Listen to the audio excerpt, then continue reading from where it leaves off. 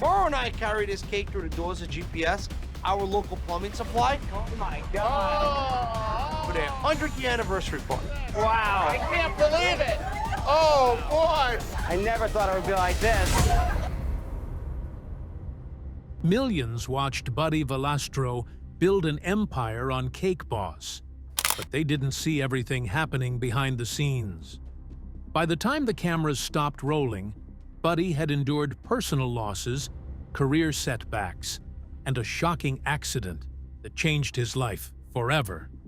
So, was the end of Cake Boss really just the end of a television show? Or was something much bigger happening? Join us as we uncover what really happened. A cancellation TLC never actually announced.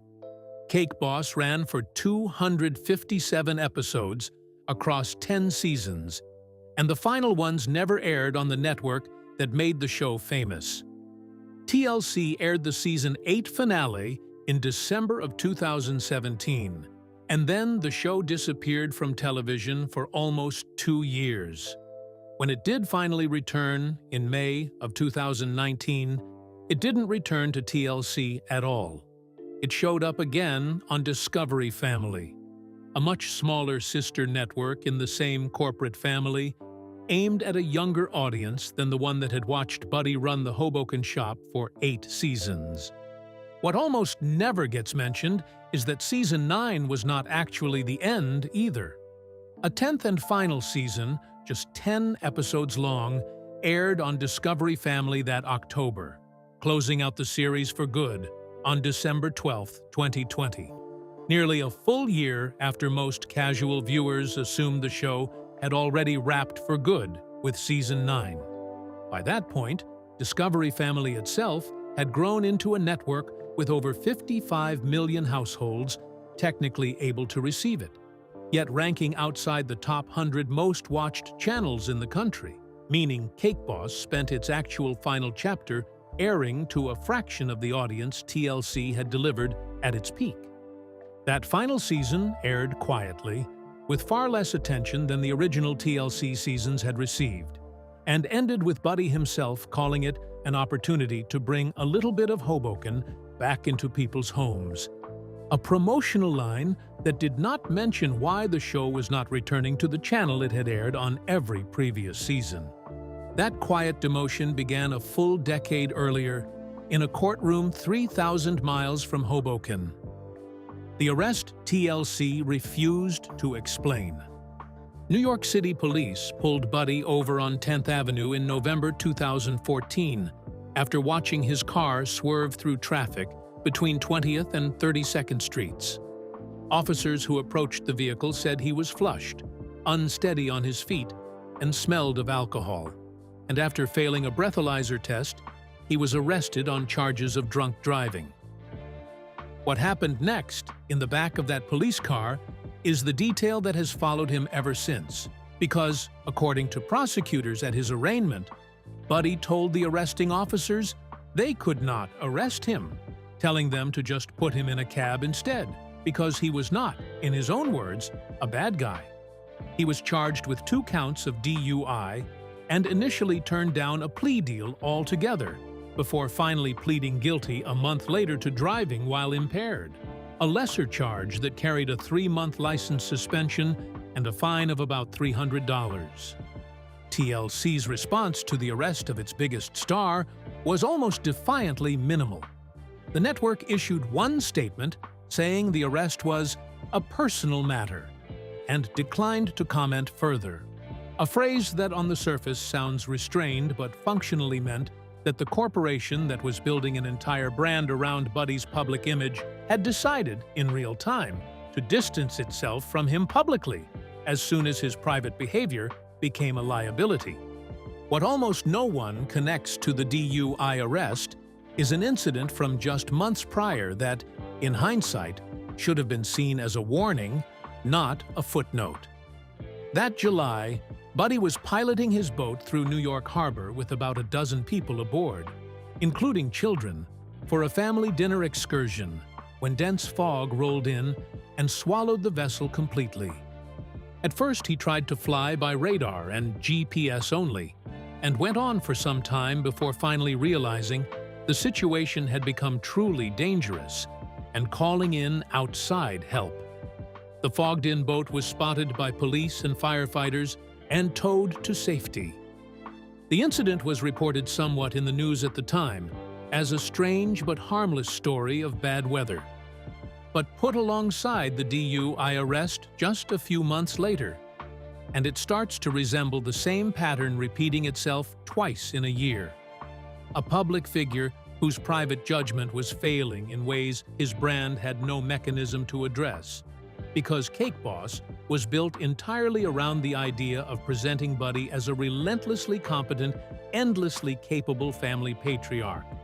And neither incident fit that image cleanly enough for the show to ever acknowledge either one on screen.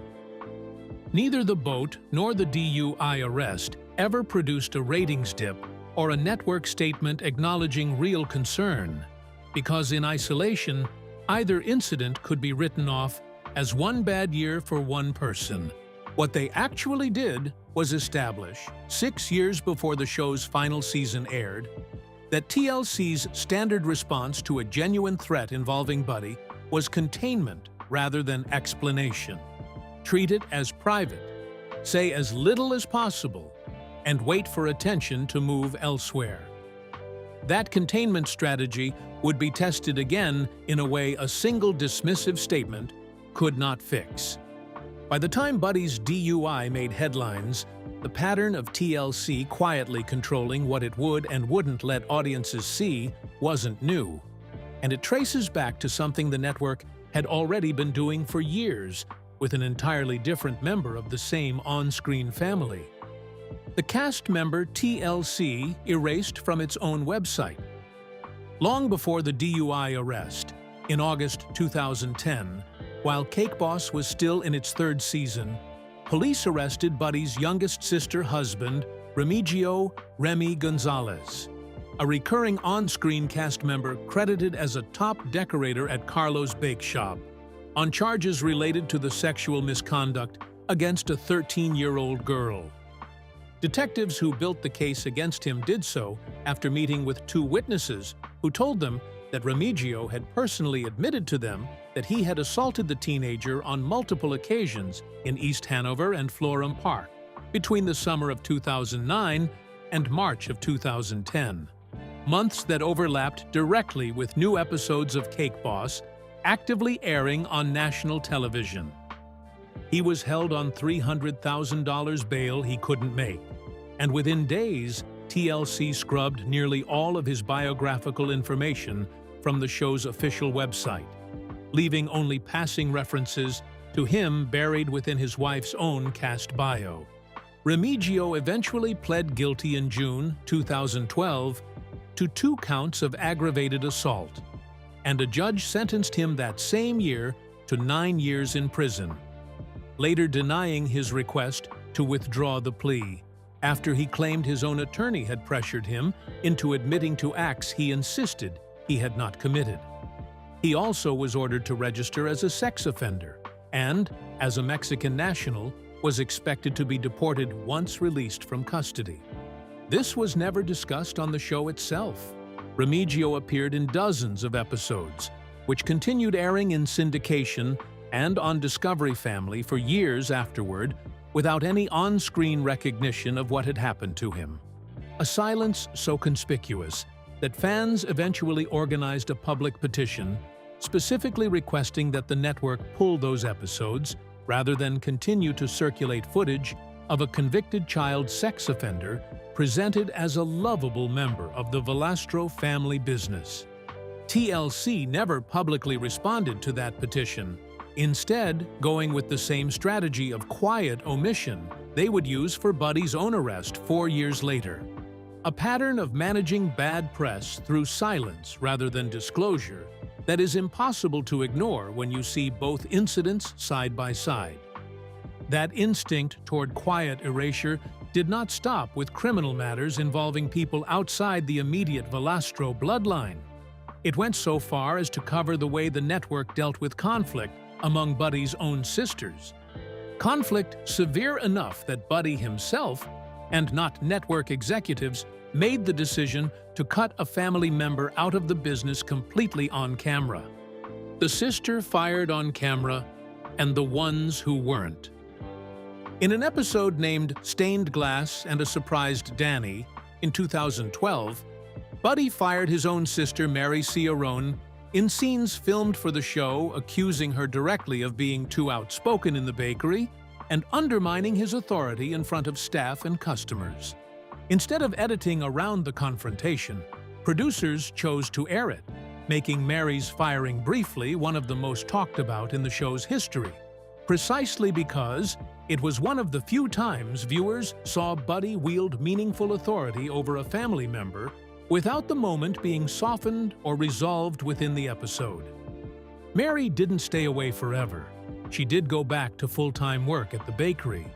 But the fact that producers wanted to film and televise that particular rupture is starkly different from the treatment of every other instance of real family trouble, since in no case involving Remigio's arrest, involving Buddy's own DUI, or involving the severity of his eventual hand injury, did anything come close to the same treatment on screen. The difference is simple enough to state plainly. A sister's firing aired in full. A brother-in-law's conviction and a star's own arrest did not. Whatever line separated one from the other, the network never had to define it out loud, because the pattern spoke for itself. That selective silence would prove to be a rehearsal for something much more serious just 8 years later, when an entirely different kind of crisis arrived, one having nothing to do with judgment or image management and everything to do with the literal physical instrument on which Buddy's whole career depended. A machine that nearly ended everything. In September 2020, while Buddy was spending time with his family at the home bowling alley inside his New Jersey house, a pin-setter machine malfunctioned in a way his team later described as something that had always been an easy routine fix in the past. This time it was no run-of-the-mill job. While Buddy was trying to get a bowling pin unstuck from the machine's cage mechanism, his dominant right hand got trapped and compressed inside the unit, and he couldn't pull it free. And he watched a metal rod about 1.5 inches long slowly and repeatedly punch through his hand 3 separate times, hitting the space between his ring finger and middle finger. His 2 teenage sons grabbed a reciprocating saw and cut the metal rod themselves to free their father, while his brother-in-law Joey Fogno, a Gulf War veteran and licensed EMT who happened to be at the house during the emergency, rushed in after hearing Buddy's wife screaming for help and worked to stabilize him until paramedics took over. More than 5 minutes passed with his hand still trapped inside the machine. The injury required an emergency surgery at Morristown Memorial in New Jersey, followed almost immediately by a second emergency procedure performed by a specialist orthopedic surgeon in Manhattan. And that was only the beginning of a recovery process that would eventually stretch across at least 5 separate surgeries over the following years, with Buddy undergoing yet another major procedure as recently as 2025, nearly 5 years after the original accident, still working to fully restore function to the hand. In the immediate aftermath, he told interviewers with startling honesty that the specific creative touch that had defined his entire public identity, the ability to sculpt and decorate the elaborate cakes that made Carlo's Bakery famous, might never fully return, a level of vulnerability almost never present in the way the Cake Boss brand had presented him for the previous decade.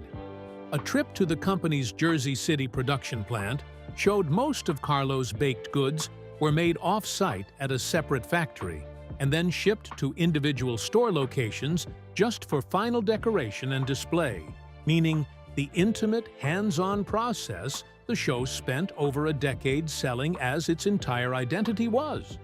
For much of that run, more like an assembly and finishing operation than the singular artisanal craft the cameras framed it as.